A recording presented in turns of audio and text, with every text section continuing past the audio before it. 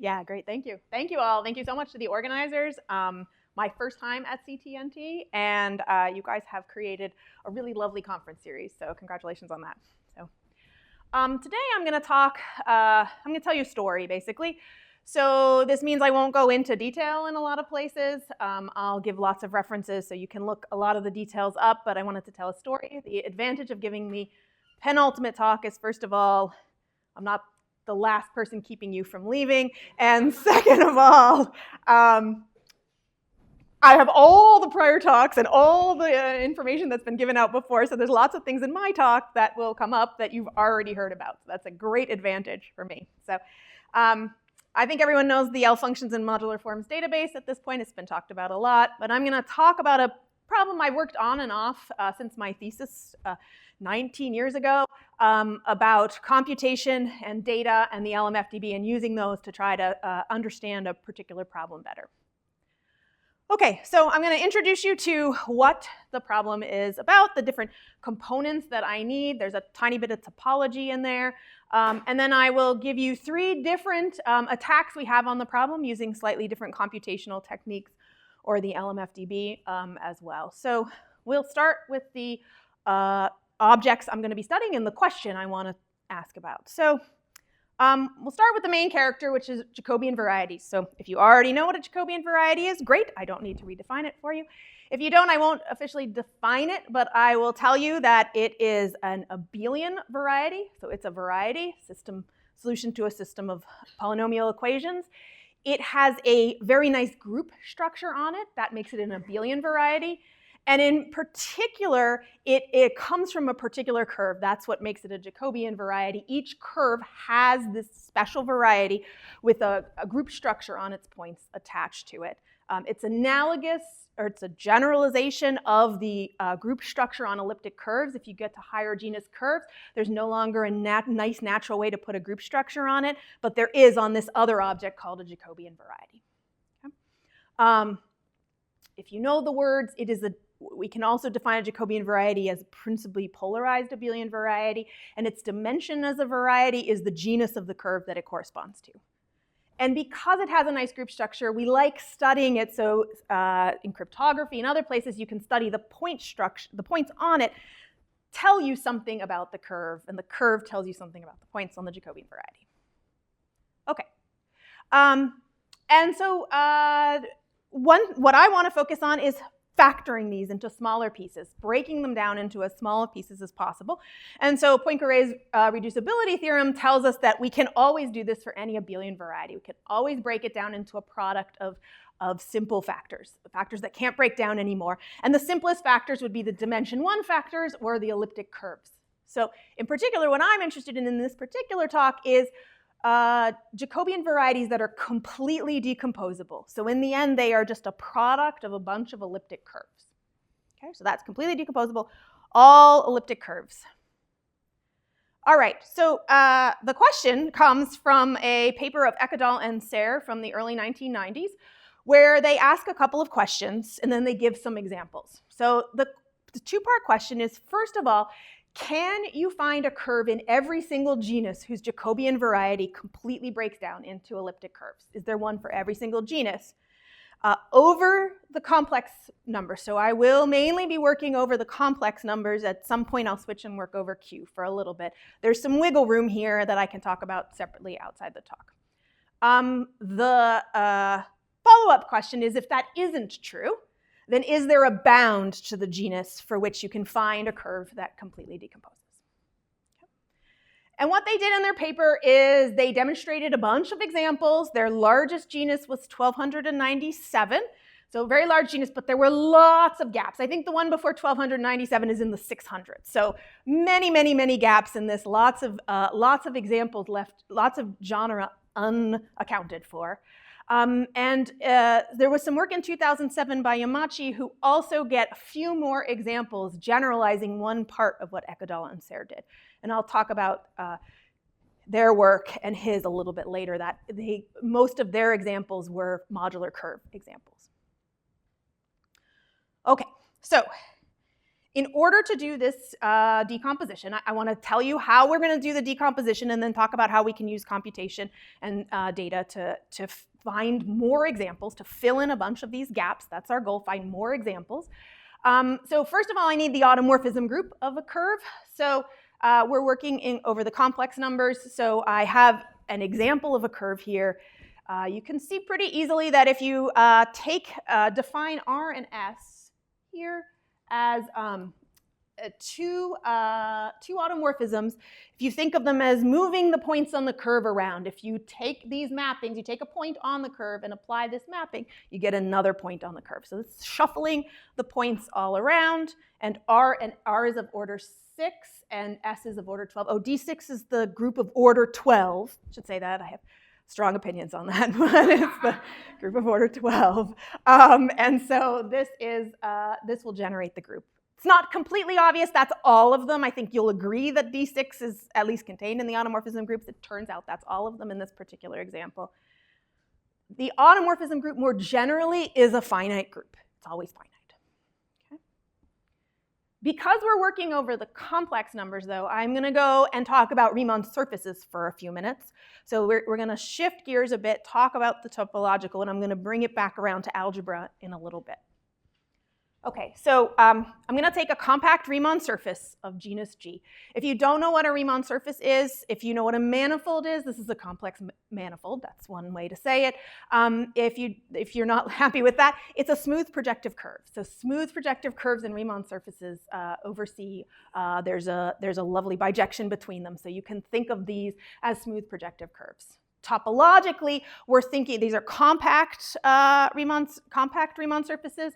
So they are either the Riemann sphere, just a sphere, or these holed donuts. Like the picture I have here is just a bunch of holes in the middle, and the number of holes is the genus. So as well. The automorphism groups you can think of just like with the curve. It's going to move you apply an automorphism. It's going to move the points on this curve or this Riemann surface around amongst itself. They are conformal homeomorphisms. So if you've had some topology, that they are conformal homeomorphisms. That's what we're saying the automorphism group is from a topological point of view. Okay, so this automorphism group acts on the points, and therefore we can talk about orbits. And when we collect all the orbits together, we get what's called the orbit space. And it turns out that that is also a Riemann surface. Not completely obvious that that's true, but it is. It ends up being a Riemann surface. So we have a Riemann surface, a group acting on it. The quotient will also be a Riemann surface. And in particular, then, there's a natural map from the Riemann surface to this orbit space. Just take a point and send it to its orbit. That's it. That's the map.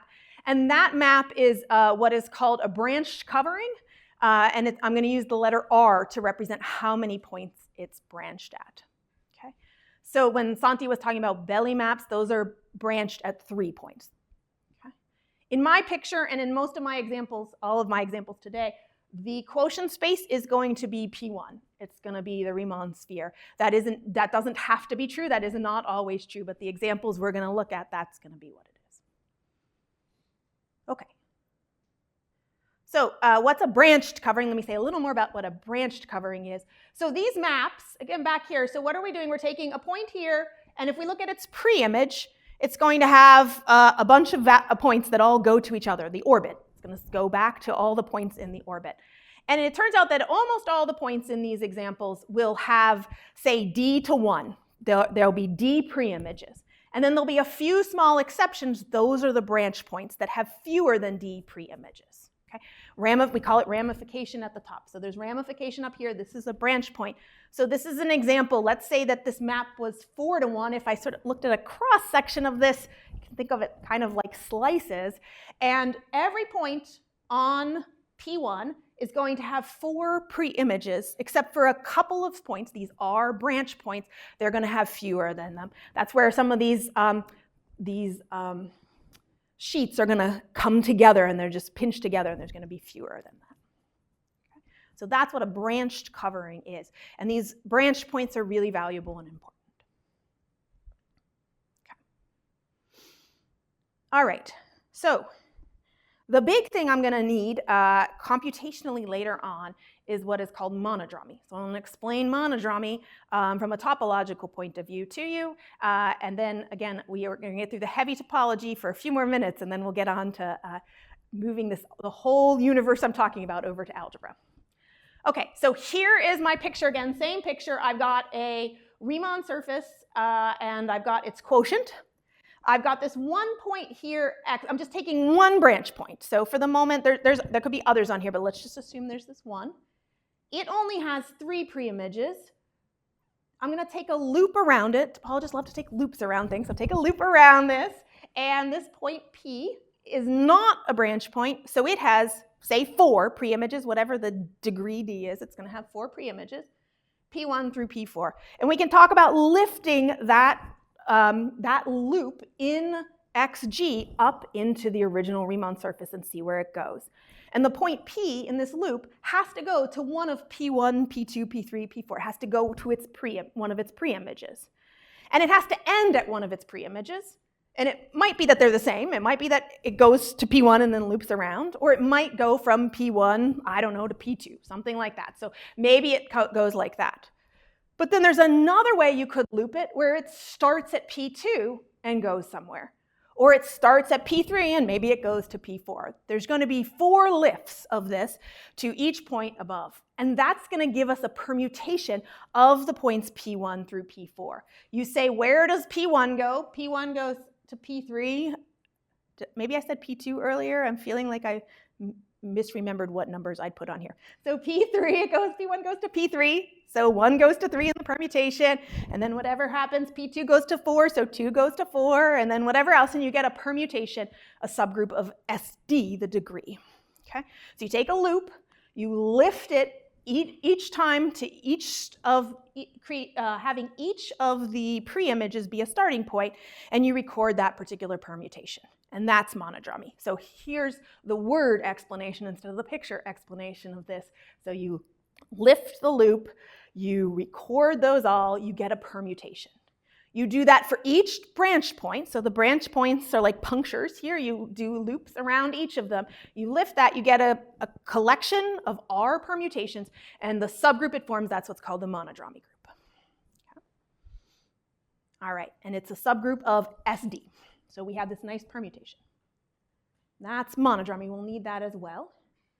Okay, so putting this all together, what we have so far is I have a compact Riemann surface, smooth projective curve if you want to think about it. That way we have the orbit space, which is the quotient. This is a branched cover, branched at little r. R is going to be our branch points. And we're going to say the quotient has genus H. In most cases, H is 0 for me. And the monodromy, these permutations, I'm going to label C1 through CR. So later when C1 and C through CR show up, I'll remind you those are the monodromy. Those are permutations. Okay. All right, and the last character I need to introduce is the LMFTB, which is very handy. And so, all right, so first intermission, that was a lot of stuff. Clarification questions.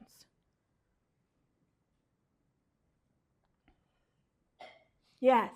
So I think this might be an elementary topology question, but just to confirm, the loop in XG, it does not, the loop structure is not preserved. Right, not necessarily, that's right, not necessarily. It is conceivable it could. So it could be that when you lift P, it could be that it's preserved. This is telling you something about how those sheets are interacting. There's something really important topologically about what's going on in these, what the permutation cycles, what the cycle type is like, basically, is saying something really important here. But that's right, it could be a loop, but it doesn't have to be. It just could be a path from one of them to the other. Yeah.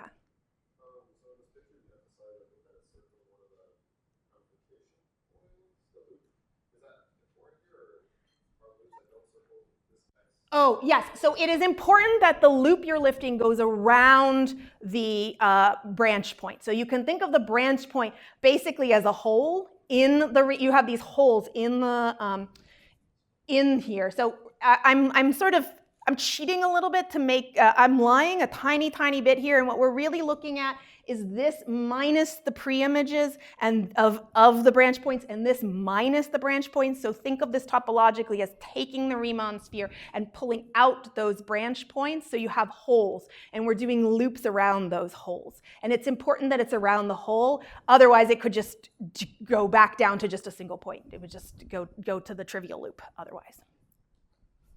Yes? So feel free to postpone the answer to this question until the end of the talk. Uh-huh. But is it generally believed that once the genus is large enough, then no decomposable? Well, you got to wait. That's the whole punchline. You got to wait. You can ask me that at the end. Yeah, that's right. Well, thank you. But yes, no, you gotta sit through the whole talk to hear that. So, no, that's right. That's right. Okay, good. It's good. It's a good thing to think about. If you want to think about something else, think about what you think about whether it should be. Yes. Oh, good. Good. Yeah. Great. Thank you. Good. Okay. Coming out of intermissions, I'll tell you a couple quick stories about me. So this is an Apple IIe, very old computer. My parents bought this for the family for Christmas in 1984. So a long time ago, but this is where I first learned to program. So I like to show this. So basically, since many of you were, many negative years old when this came out, I'll say that right here in the middle, this was the disk drive. So they had two of these 5 1/4 floppy disks. I looked this up, 140 kilobytes of storage on them. So that's just so you get some reference. If you put them in and then start the computer up, it would run on whatever program was on the floppy disk. But there wasn't like an inherent hard drive or anything, so of any sort of real type.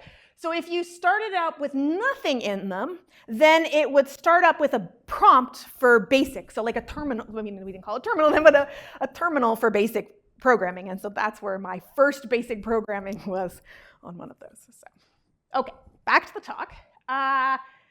All right, so I'm going to describe some work. Some of this was in my thesis. What my thesis was coming up with this idea of how to decompose them a bit, and so I'll tell you some pieces of that. Okay, so I have to change gears. The monodromy is coming back, I promise. It'll be back in a little bit. In order to decompose the Jacobian variety, I have to find ways to figure out what factors of the Jacobian variety would be. And so one way to do this is some really nice work of Connie and Rosen, where they talk about how if you have idempotence in the endomorphism ring of the Jacobian, that produces a factor of the Jacobian. And I know at least somebody else talked about remember endomorphism ring showing up in a prior talk. Okay. The endomorphism ring is kind of a pain to study, though. It's a complicated structure. So it turns out what we can do in some cases is we can actually start back with the group ring QG. So if you likely saw that if you've taken a graduate algebra class, you probably saw the group ring QG. If not, these are like formal sums of products of an element in Q and an element in G. And they're Q algebras, so there's a natural map just as Q algebras from QG to the endomorphism ring of the Jacobian. So what I'm going to show you on the next slide is a relationship among the idempotents that will translate through this map eta into a relationship between the Jacobian variety and factors of it. Okay.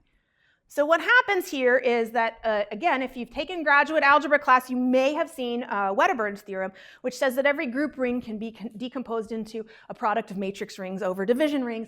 And I've put the ni's in red just to remember those. They're going to show up on the next slide, and that ni is going to be the same. They'll be in red on the next slide too, and they're going to be the same ni's. Okay. So it turns out that if you just consider, so you have QG is just thinking of it in the Wedderburn way, it's just a product of a bunch of matrices. So I'm going to define an idempotent to be 0 in all the matrices, except in the ith matrix, I'm going to put a 1 in the JJ position and call that pi ij. So 1 in one place and 0s everywhere else. 1 on the diagonal, 0s everywhere else. That's an idempotent. And if you sum them all up, you get the identity. You get a 1 down every diagonal of all of these matrices, and that's going to just be the identity. So we have this nice relationship here that the identity element is a sum of all of these idempotents. I'm going to apply that map eta to turn that into a statement about idempotence in the endomorphism ring and apply that to get a decomposition of the Jacobian. Okay. All right, and so basically what I just said, this equation here Connie and Rosen have a nice paper from 1989 where they talk about how you can take these idempotent relations and study the Jacobian. And so the Jacobian decomposes just up to isogeny is all I'm going to focus on today, but up to isogeny of a, this is an idempotent in the endomorphism ring applied to the Jacobian, each of these terms. Okay? And it turns out that if you have the same the same first term, so you're a 1 on this particular diagonal of one particular matrix, you're all isogynous to each other. So we can lump those together and we get this group algebra decomposition. So there are the ni's that I promised in red from the previous slide. And these bi's are going to be just one of these, whatever that ends up being. There's lots of things you can do with this decomposition. We're not always looking for elliptic curve factors. That's this particular problem I'm talking about today. But in particular, what I want, though, in the elliptic curve factor, I just need to know what the dimension of those BIs is. I don't need to know exactly what elliptic curve they are. I just need to know their dimension 1, and then I'll know that I have a completely decomposable Jacobian variety. Okay. So the dimension is the key thing here. Yes? Did this motivate Sarah at all? Sarin, no, because they did not, they mentioned something about intermediate covers, which I'll come back to in the next attack, but almost all their examples are modular curves, and they do something pretty different. So I'll talk about that in Act 4. Yes, right. So, yeah. I hadn't put together, I paused for a second because I hadn't put together that 1989 is like, you see these papers in grad school, you don't necessarily think who wrote it first unless it's like, a paper from 1920 and you're like, wow, that was a long time ago. But 89 and 93, I never thought, oh, who had done what first, and maybe they knew about each other's work or something. Yeah. All right, so this slide is slightly technical. The key point here is we need the dimension of those BI factors, and it turns out it's an inner product of 2 characters. So if you haven't seen representation theory, that may not mean too much. You know what an inner product is from your multivariable calculus experience or your linear algebra. But this is an inner product, which are easy. The formula for inner products is a very easy, trivial thing to compute. And this is an irreducible Q character, which are also, these are finite groups, and they're often not very large groups, so that is something we can get our hands on computationally very easily. And this other character ends up, I put a technical point here, again, if you've seen some representation theory, that's what it is.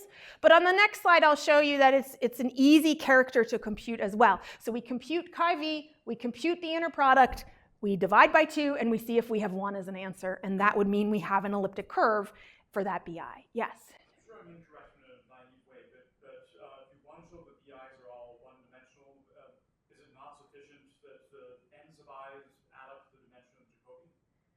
N sub i's add up to the dimension.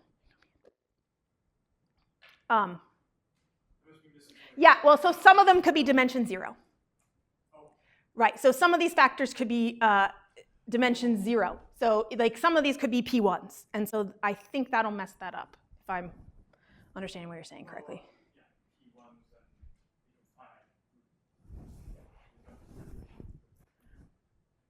Right.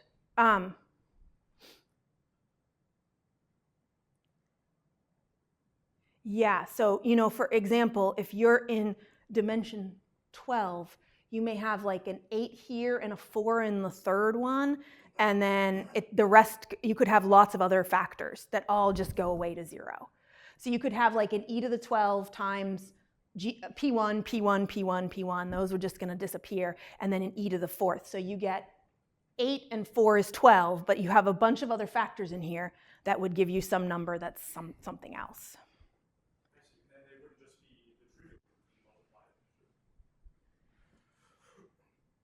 Sorry, what do you mean?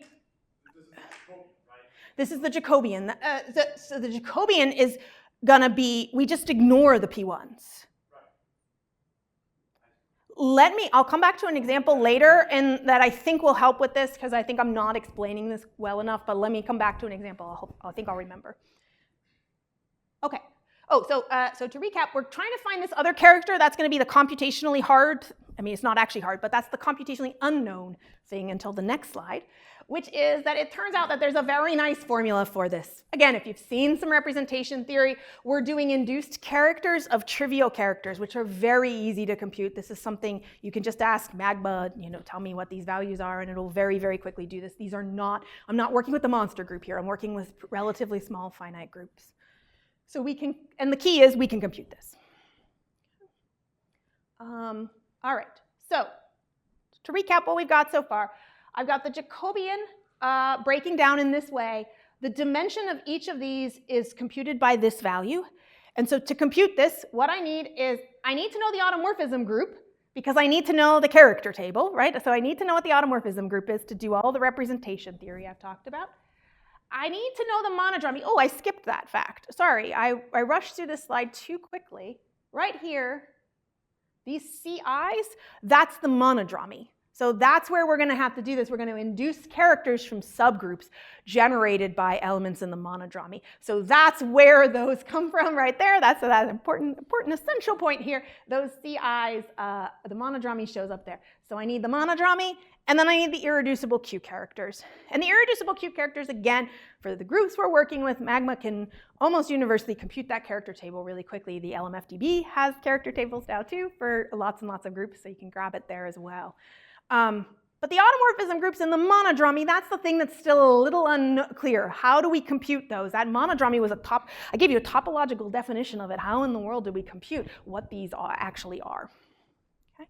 So let me say a couple words about that. So this is Riemann's existence theorem, which is a beautiful theorem which takes all this topology that I talked about and turned it into a purely algebraic statement. So it says that if a group acts on a Riemann surface precisely when a couple of things happen. So first of all, you have elements in the group whose product is the identity and which generate the group. So you have a bunch of elements. I've called them CI on purpose. These are going to be the monodromy elements. So you have a product equal the identity, they generate the group, and their orders satisfy a version of the Riemann-Hurwitz formula for this particular situation. Okay? So if you want to know, if you give me a certain group and you say, does it act on a Riemann surface, particularly if you don't care what genus, you just want to know if it acts, what I have to do is demonstrate, I have to find these MIs from whatever MIs would work in the Riemann-Hurwitz formula with the size of the group and the genus, and then I just have to find elements in there whose product is the identity and which generate the group. Okay, so very nice, something algebraically we can do. It's pure algebra now. We are not worrying about the topology. This is only if the quotient genus is 0. So if that orbit space is P1. This is more, I simplified this slide. It's a more complicated formula if your quotient genus is something else. All right, so now, again, we have this technique where we can decompose the Jacobian variety.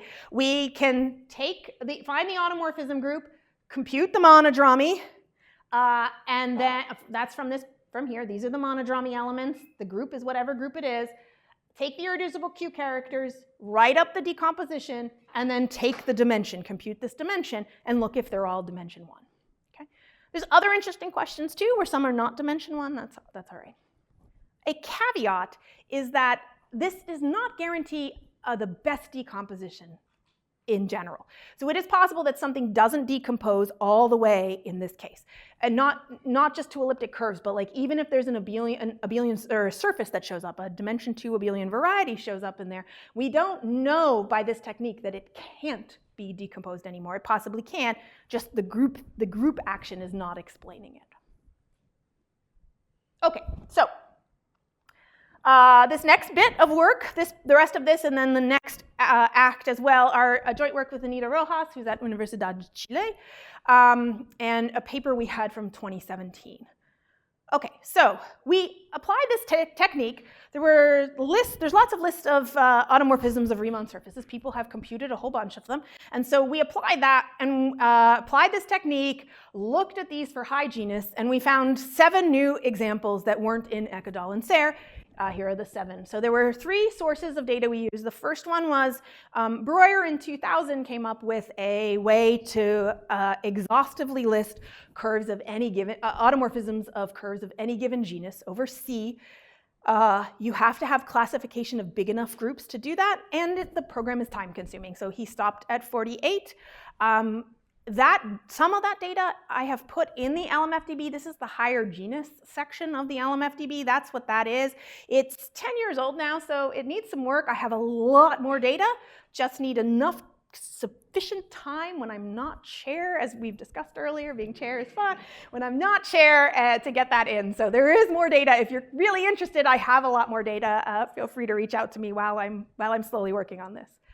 Okay, so that was one site location for data. Another one is Marston Condor has computed up to genus 101, and actually as of this March, he's up to 301, because I said to him, how far can you take the technique? And he said, I'll go to 300. So he got up to 301 in March.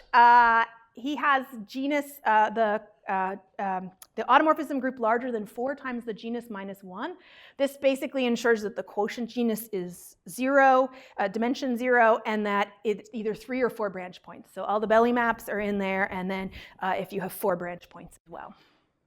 And then what Marston basically does, there's a whole other way to describe what I'm talking about today in terms of Fuchsian groups and quotients.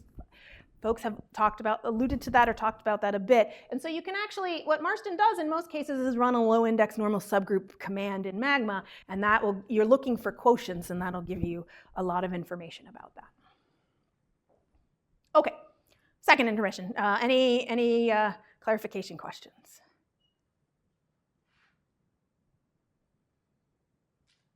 Yes. So you're just figuring out this decomposition, whether there is a decomposition, doesn't work with decomposition. Yeah, right. So that's right. So that's one thing that's tricky. In a lot of these cases, what the Riemann existence theorem says is there exists a Riemann surface, but we don't know what that Riemann surface is. So like especially these high genus examples, we just are saying there's a Riemann surface, or there's a curve of this genus with this automorphism group with this monodromy, and whatever that curve is, it'll decompose. Sorry, that's not what I'm asking. Oh, yeah, go ahead. You're saying you have this kind of like representation theoretic way to determine dimensions of factors, and then you say like, oh, if the dimensions are all 1, then you know that you completely decompose this thing, or that it is completely decomposable.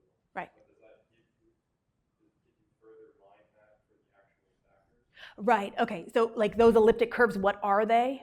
Right. So believe it or not, what I was trying to say was in the direction of answering this question. So no, that's fine. We don't know what the Riemann surface is. We don't know what the curve is. So finding out what these factors are is also sort of we don't know what it is. And so that's I mean, it's a great question. And there's lots of great, I get asked all the time, what are these elliptic curves? Are they CM? Are they this? Are they that? And it's just like, I actually don't know. I mean, there are possibly ways to do some things. You might be able to start with some period matrices, looking at the endomorphisms. There are things, but that is not in my my own personal scope of how to do it. So yeah. Yeah, right. So for small genus, there are things that can be done. I'll say something in one of the next acts that's a specific example of of something like that. Yeah, yeah. Okay, so I have driven through Connecticut 15,000 times. I grew up in West Virginia. My grandparents lived in Massachusetts. So I-84, I've been through many, many times since I was like a baby. There was a Burger King in Danbury, Connecticut, that was like our regular dinner stopping point on this long haul with 3 little kids in a car. Before air conditioning in cars, believe it or not, there was a time when cars didn't always have air conditioning. But I don't think I've ever spent time in Connecticut besides, the Burger King in Danbury, Connecticut. So I want to share with you my favorite Connecticut fact, and that is that the highest point in Connecticut is an absolute max and not a local max. So what I mean by that is this is the Wikipedia page of the highest point in Connecticut. It's in the northwest corner. It's on the south slope of a mountain whose peak is in Massachusetts. And therefore, it is a great example. Multivariable calculus, I love giving this as an example of why you got to check your boundary points here. Otherwise, you wouldn't find the maximum point. To add insult to injury, though, this actually That's not the highest peak in Massachusetts also. So they could have just drawn the map a little further north and Connecticut could have had a local and absolute max. Okay, all right, so let me talk briefly about intermediate covers. I'm gonna kind of go real quickly through this because I want to get to the last part.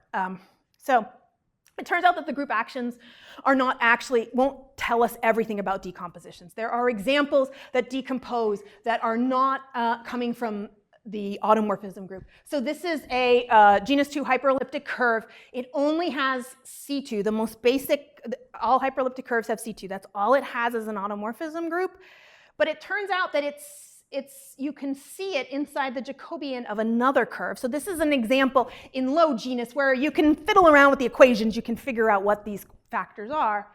But we can also use the technique I said before to decompose the Jacobian as E1 squared times E2. And from looking at these two, the factorizations have to be unique, then we know that this actually decomposes. Okay? So we know that group actions themselves will not be sufficient. Okay? So the second attack came when Anita and I were looking through all this high genus data to try to find examples that are completely decomposable. We had a number of these really annoying examples. So this was one of our really annoying examples. This is a genus 101 curve. This is the group in magma or gap. It's one way to write it is a semi-direct product. And you notice, look at all those beautiful elliptic curves. And this stupid A sitting here is an abelian variety of dimension 2. Its dimension is 2. And we were really annoyed by this because it was ruining everything. So 101 was not known at that time. So what we realized is around the time I was working on my thesis, folks in Chile, a group in Chile was working on very similar things. So I'm gonna kind of, for time, I'm not gonna talk in detail about this. The idea is that if you have a cover, then there is a way to look at the decomposition of any subgroup acting on instead of a group. And the idea is that the factors don't change at all. So for example, if you already know that you have a Jacobian in genus, I don't know, 101, that decomposes completely, every single subgroup of that group will also have a Jacobian that will create this, like a quotient group will, quotient curve will have a Jacobian that decomposes as well, completely. So that's nice. Once we find one, we can look at all the subgroups and see what genus they are and maybe come up with more examples. And we did that, we were able to do that. But additionally, you can actually compute the dimension, and I'm gonna skip the nice slide where I say how to compute it. It's another representation theory thing, but you can still compute that. And so our hope is going to be, no, I'm not skipping the next slide. I don't know why I said that. It's here, yeah. We're gonna look for decompositions with maybe only one or two annoying higher dimension terms, like that 101 example. And then from there, we're gonna look at the quotient and hope that whatever factor, whichever BI that came from, just disappears. This gets to the question earlier. It's just gonna go to 0. It's just gonna disappear. And then hope that that works. And in fact, it did for our 101 example. You can actually see here, well, you can see without me pointing the pointer. I use this for my cats, so it's as a toy, the pointer, so it's starting to die. That A there disappears, and so now we have a genus 51, which was another example that Ekodal and Sayre didn't have, and that filled that in as well. So all together, when we put them together, this is what Anita and I came up with. These are all the known examples. The ones in red are the ones that we came up with using these two techniques of just finding high genus that completely decompose, or then if they don't quite, look at their factors and see their quotients and see. Okay? All right. Anita and her PhD advisor, Ruby Rodriguez, not during their PhD, years later, did figure out that A that I had earlier does decompose into two elliptic curves. So that added 101 as well. And they had to do a lot of work on the period matrix. They have some cool techniques to look at the period matrix of these to show that it factors as well. Okay, next intermission. I didn't have anything else I came up with that was interesting, so I'm just gonna move right on. Not because of time, I did that anyways. All right. So I want to talk in my last, 7 or 8 minutes, I'm going to switch over to modular curves. So this is joint work with Drew Sutherland, and this is a new paper it just published very recently, and the data and the code is on Drew's GitHub page as well. So if you're interested in looking at that, it's there. All right, so if we go back to Eckadal and Sayre's original paper, what they do for most of their examples is they look at classical modular curves. I say what that is here, but for time, I think folks know what that is. And they have a very important statement that is that these are completely decomposable whenever for every prime that doesn't divide the level, these eigenvalues of these Hecke operators are rational. So this is a statement where if you know, if you can compute the eigenvalues of these Hecke operators and you see they're all rational, then that turns out that this is completely decomposable. And so what they did in their paper in 1993 was they did computational work. So they had these old modular firms tables of Cohen, Skarupa, I forget how to pronounce his name, and Zagier that were for all levels less than or equal to 1,000, and they could look through those tables, compute the eigenvalues, take care of everything, and then say, here are the n that work and here are the n that don't work. Yamachi extended that in his paper. That's how he found 3 more genera, was doing that particular technique. He had a small mistake in his paper. That's all I'll say about that. Okay. So as I think you all know now, the LMFDB has a lovely section now on modular curves. And so now we have a lot of extra data on modular curves. So what we want to do is, instead of just thinking of classical modular curves, we want to look at more of these modular curves. We have a lot of data about them. We want to look at more of them and say, do they also provide a wealth of examples where the Jacobian varieties completely decompose? Okay, and in the database on the LMFDB, up to level 70, there are Jacobian decompositions. So this Jeremy Rouse, Drew Sutherland, and DZB, I think this paper has been listed by multiple people during this conference. In that paper, they talk about an algorithm about how to decompose Jacobian varieties. So the first thing we did was look through the database. So this is an example that Jeremy sent me. I'm not sure if it was this one exactly, Jeremy, but Jeremy sent me this a while ago. So at first when somebody said something about, does everyone have a modular curve in their email? I was like, no, I probably don't. And then I got very excited when I was thinking about this talk that I do. I have this email from Jeremy saying, hey, Jen, look at this, because it's hard to see here, but, oh well, and my pointer is dead, but the bottom part here is conductor. This is the label here on the right in red, that it's level 60, genus 38. And 38 was the lowest example of a genus we did not have one. And if you look at the decomposition, it says 1 to the 38. That 1 is the dimension. It's to the 38. These are not all isogynous to each other. They're just putting this together as there are 38 elliptic curves. Okay.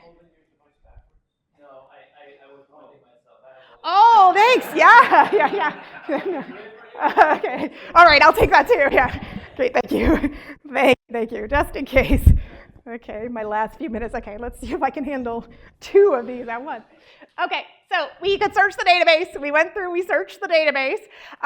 We found a bunch of examples, including the one of 38. So if you're looking at what the lowest gap is to try to beat that, it's 56 now. That's the lowest genus as far as I know. All right, so there were 11 examples we found this way. This is the updated numbers now. The ones in red are what Drew and I came up with. But as nice as we looked through a database other people did and we found 11 new examples that's not really enough for a paper, even a short paper like this that we wrote. So the eagle-eyed observer might notice that there were actually 13 red numbers, not 11 red, 75 to 78 is all of them inclusive are red. So Drew and I did a little bit more. This is the part that actually used different pieces of the LMFDB and put them together. So without going into hardly any detail about the paper and how the decomposition actually works, let me try to say a couple words that can help here. So the simple factors of this are Q isogynous to certain abelian varieties associated to Galois orbits of certain eigenforms. And one of the problems is that what you need to do to find these decompositions, the way they usually compute it, is you need to compute modular forms in this, and they're hard for level above 70, which is why in the database, the decompositions only go up to level 70. Okay?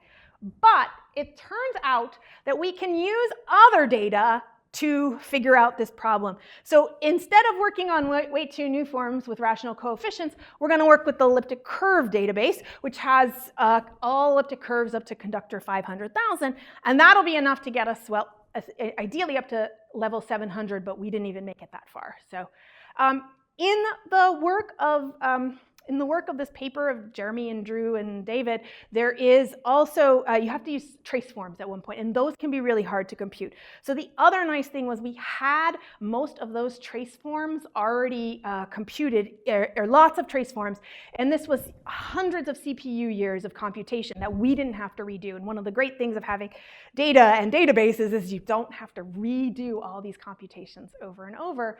And so we used that as well. And so we ran this on all levels. Again, we reran through level 70, even though that's already in the database. And we found 2 new genera. So we found lots of examples, but only 2 new genera besides the 11 we'd already found that were already in the database. We stopped at 240 because things were getting hard at that point. We found over 500,000 open subgroups that give you a curve whose Jacobian completely decomposes. Most of them were in examples that were genre that were already known. Okay, some specs about it. So what I will say though is that if you remember back from the intermediate cover, if you have a curve that's completely decomposable, all of its quotient curves are also going to be completely decomposable. And we didn't look into that at all. That was not something we looked into. So that is something, if the data is there on Drew's GitHub page, you're welcome to look at it and see if you can fill in more genre that way. I'll also note that this is all over Q. These are decompositions over Q. Ekadal and Sarah's question is over C. So it is possible that there's something over Q bar that we are not, that we're not accounting for if you looked at these decompositions over Q bar instead of over Q. All right, that's it. Thank you.